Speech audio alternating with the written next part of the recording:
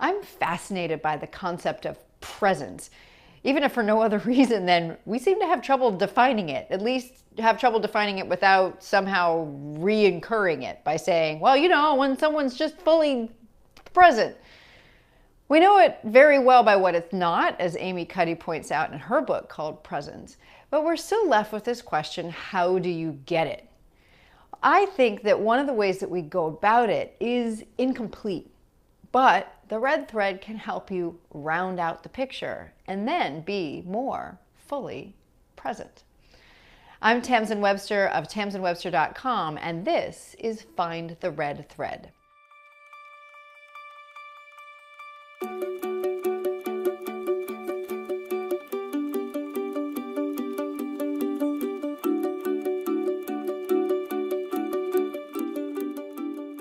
How do we go about getting presence?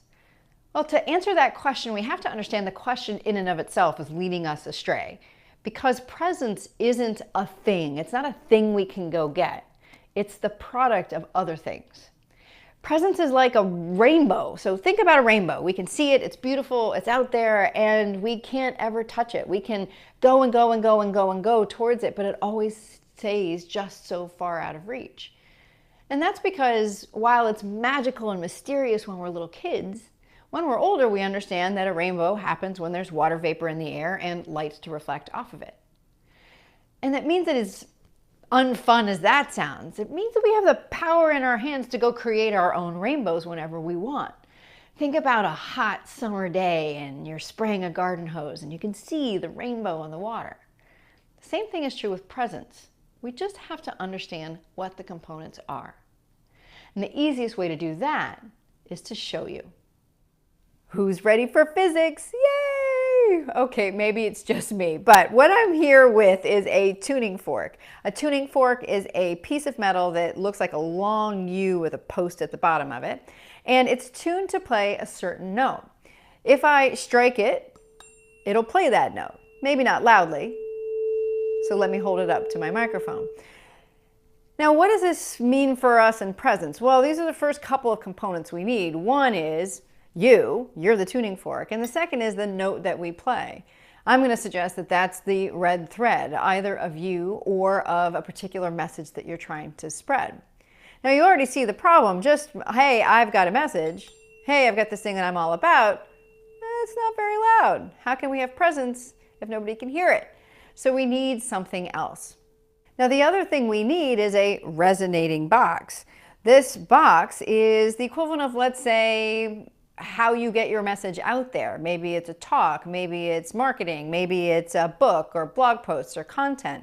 It's the thing that allows you to make that idea that you have louder.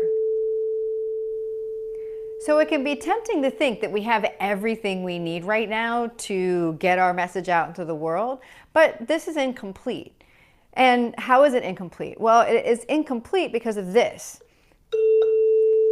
If I strike this tuning fork and you hear that message, the minute I stop it, it stops making noise, which means that that message that we're trying to get out there, okay, this is good. And so we know we need this component of me, an idea, my red thread, and a way to get it out there. But I also have to figure out how to keep it going.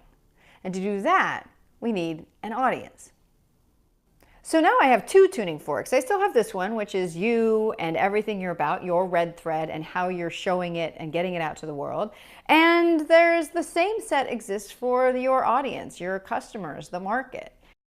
Something incredibly fascinating happens when these two are tuned to the same note. I can play this one. I can stop it. And this one keeps ringing. This is why I love this demonstration so much, because it shows us the goal of presence, why people put so much pressure on it in the first place. Because when everything's working, we get that rainbow. We get that rainbow that moves seamlessly, information, an idea, a red thread from one person to another without force. And we also know now what are all the components that we need in order to get there. The first and most important is that you have clarity around something that you care about. And that's what the red threads are very useful at helping to get to. What are you about? What problems do you solve? How do you solve them? Why do you solve them that way? It also means you need a way that's still in tune with you to get that stuff out there, to show the world. So you can look at that from the standpoint of, do your writings and talks and presentations, do they say what your red thread is all about? And importantly, does what you do show what your red thread is all about?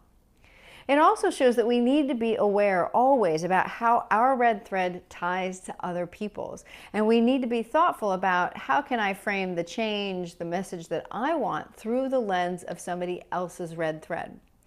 We don't change our note to match theirs. We just make sure that it's so clear that we find that consistency. And even more important, what it means is that what we're doing is naturally pulling people to us. And isn't that what presence really is? So now you have everything that you need. Start with the red thread. Make sure that you've got clarity about what your own red thread is. Then look to make sure that what you're saying and showing resonates, that it's showing that consistently, that it's making that red thread more visible, more obvious to other people. But remember, it has to stay in tune. And lastly, use your red thread and the red thread method to tie what you're saying to the red thread of the audience that you're there. And remember that the most important part of presence is being fully present. And the red thread is your key to get there. I'm Tamsen Webster of tamsenwebster.com. Now go find your red thread.